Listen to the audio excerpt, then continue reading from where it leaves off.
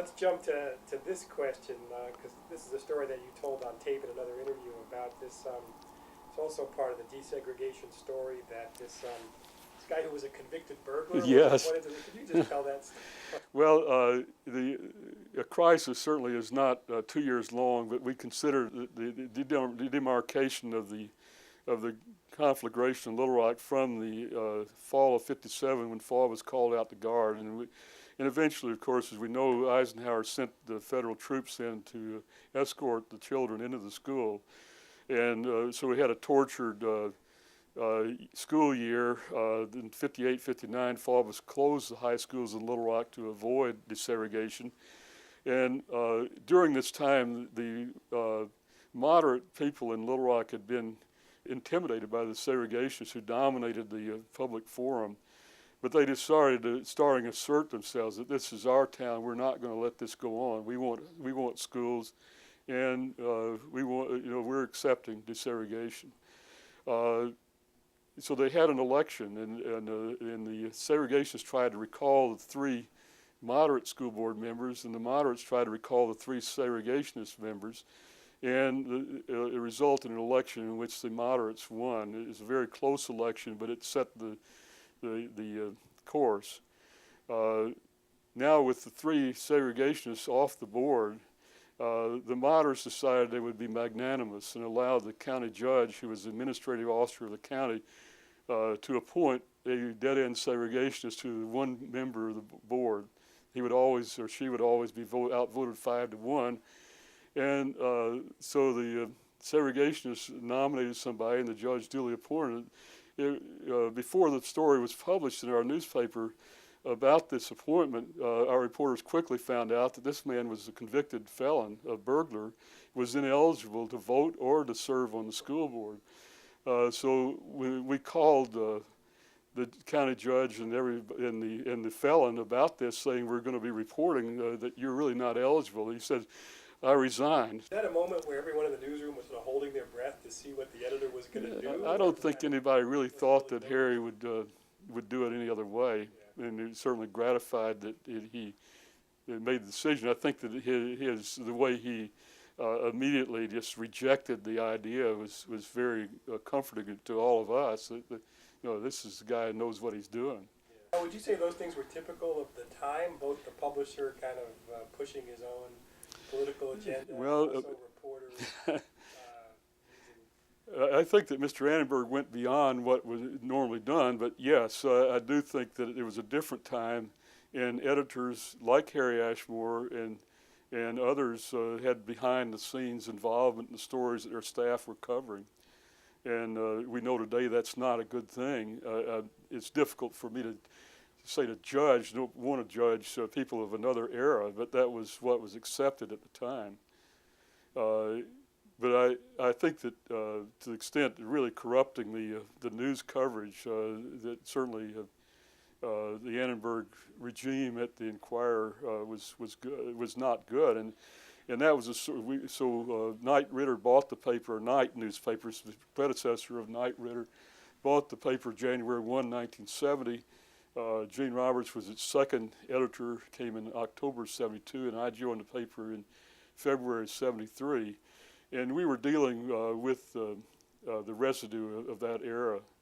And so definitely we needed to try to change the course.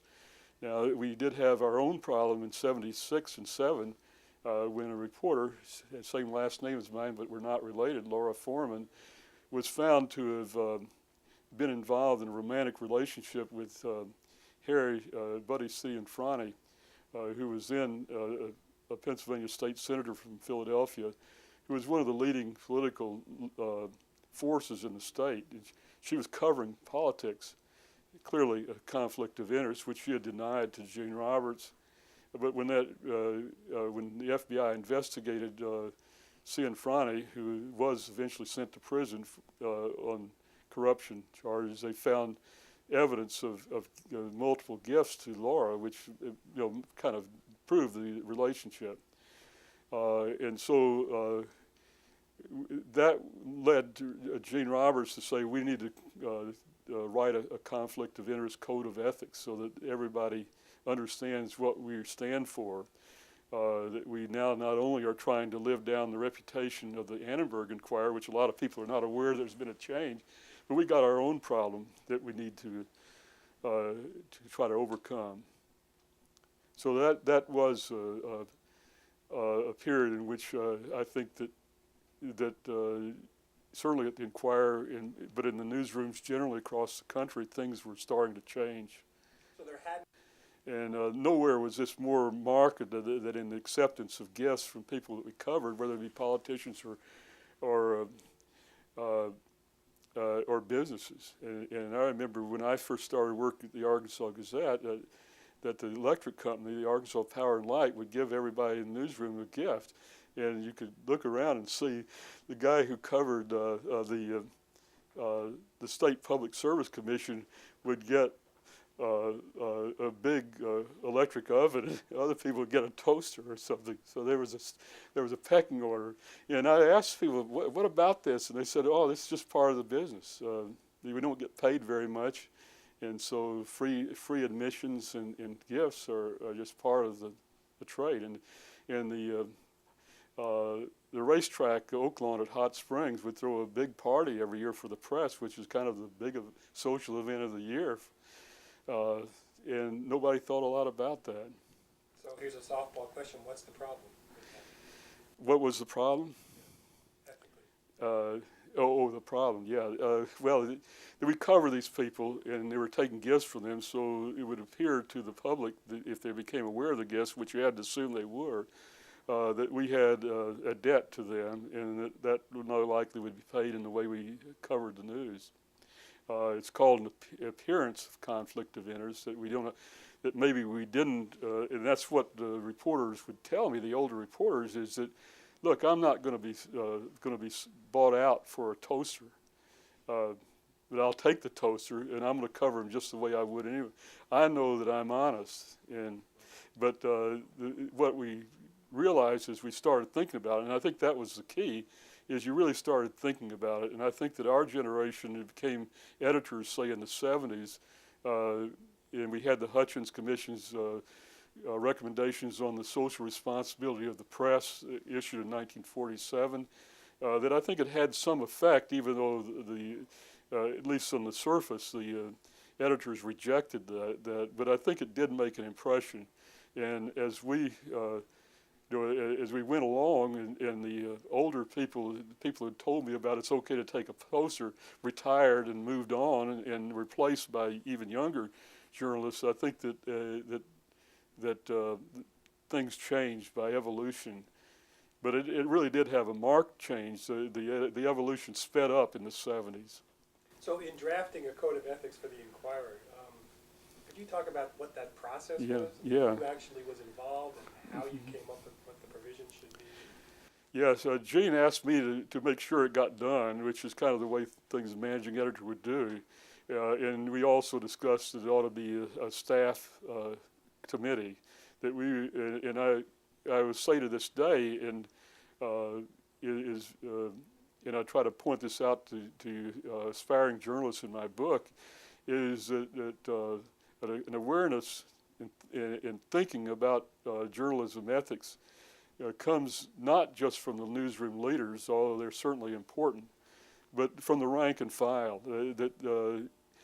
That peer pressure to do the right thing is probably more effective than us saying, here's the guideline or the rule for the newsroom as the managing editor. So we wanted we were aware that a very strong feeling in the newsroom about what had happened, say, in the Laura Foreman case. They felt that they had been tarnished by this in as much as the newspaper's name, that they individually had suffered a loss of credibility, a loss of professional self-esteem because of that.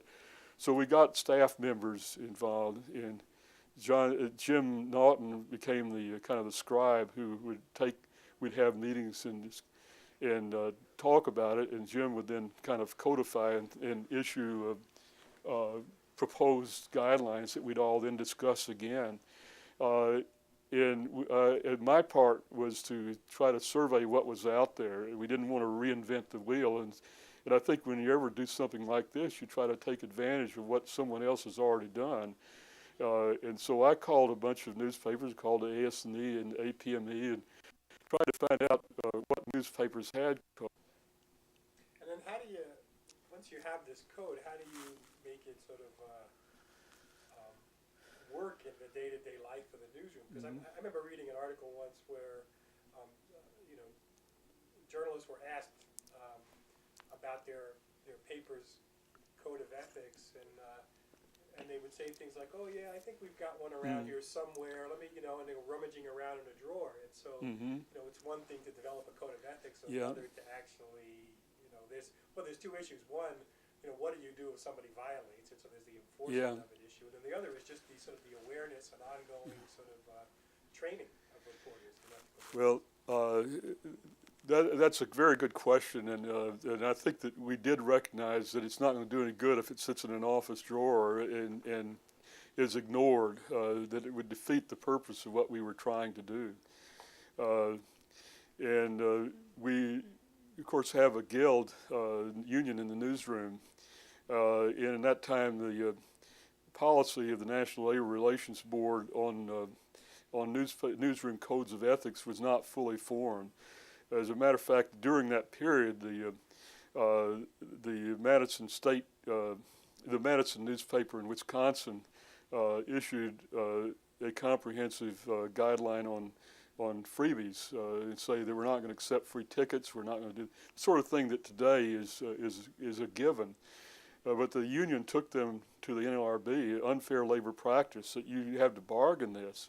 And an administrative judge had agreed initially with the union, saying that you're taking compensation away from them, saying they couldn't take free tickets. And you do have to bargain. The NLRB eventually then, in the 70s, did set aside that ruling and said that, yes, you can write your own code of ethics, but you can't enforce them like other work rules that are in the contract. And we were fine with that. We wanted not to have our principles watered down in the labor bargaining process, and we were willing to deal with it without the teeth of a work rule that could be enforced on the contract. So two things immediately brought home to the staff that we had a code of ethics. One was that the book editor was found to have been sending review copies to the Strand bookstore in New York to be resold, and he would then pocket the money from the review books that had been sent to him. Interestingly enough, he had been a part of the committee that had written the code and provided the language that review books may not be sold under any circumstances. The APME was doing a study, and some editor got a staff member hired by the Strand bookstore who made notes on which book editors were sending books in, and our guy was one of them. So we couldn't fire him because for violating the code of ethics, because it didn't have the standing of a contractual work rule. But we removed him as a book editor, and he eventually, fairly soon left the paper. Then the nightlife columnist was found to be going into business, establishing something that would be covered by his nightlife column, and would be in partnership with someone that, by our count, going back into the archives, had been mentioned favorably 56 times in the last year. So Gene Roberts told him, you can't go into this business and continue to be our nightlife columnist. And he said, well, I'm going to go into this business. And Gene said, you're no longer our nightlife columnist. And then he soon left the paper. We didn't go out and advertise it. Everybody in the newsroom knew about it. So they knew that we now had a code and it meant something. And as we went on orientation, we'd give them, not only, I would send them a copy when they were hired, and then when they come to work, we would try to have groups of staffers who had come over a period of 3 to 6 months would gather for a day, and one of the sessions would be on talking about the conflict of interest codes, and I would give them about 20 hypothetical situations, and then we'd talk about how the code would apply to it. So it was as new people came in, they got some kind of formal indoctrination on the code. So you were managing editor of the Enquirer during some pretty turbulent times in Yes. Philadelphia. Can you think of any, thorny ethics issues that came up in the coverage of the city or the world beyond the city during your tenure there, where you really had to make some tough decisions? Having to give up a child that they had bonded with and so forth, and I mean, I don't see heroes and villains in this thing, because I think that the birth mother had a legal right to ask for the baby back, but it clearly was an emotional problem. Well, our reporter apparently had arrived for a news conference when this story began, and not a good idea, but they said, okay, then everything is agreed. Well, he had not heard everything, but he agreed. And then, so we've reported this childless couple now is going to lose the baby, and this story went on for some time. And another reporter covered it, and this reporter asked, what is this 3-year-old child doing in the house? And they said, the other reporter said, well, that's the child we're not supposed to report. That apparently the deal was, which is certainly ethically wrong, was that they had accepted that they would not mention the other child in return for getting access to the couple. And of course, our reporter, turn the clock back, should have said, well, what are the guidelines, because I missed them? And they would have said, absolutely not, I'm not accepting that. And they would have been ejected, and we wouldn't have had access, but we certainly could have covered the story and reported it correctly all along. But our reporter had been considered having given the people his word that he would not report on it, and we were saying, well, we're not going to continue lying to our audience that they're a childless couple. And it wasn't explained very well by us in the paper why we had done this, which I think is another thing we've learned about ethics, is that you need to be transparent. You need to try to explain everything. And we just said that we had discovered this and that we were now reporting it, and which led some people to write letters to the editor saying, well, what is there? Is a rule you can only have one child or something like this? What difference does it make? And they missed the point. The difference was not whether you can have one child or 2 or 10, but do we tell you the truth, the readers the truth? And that meant having to renege on a promise an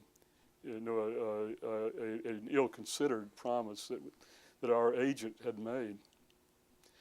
So that's the kind of things that come up, and I think that with the benefit of the kind of training that we're trying to give our students now, that even though I've been in the business a good while, I could have handled it a lot better. And I think the main thing there would have been to tell the audience specifically why we thought it was important that we report this now, that we were not concerned about the number of children, but rather the truth of what we were reporting.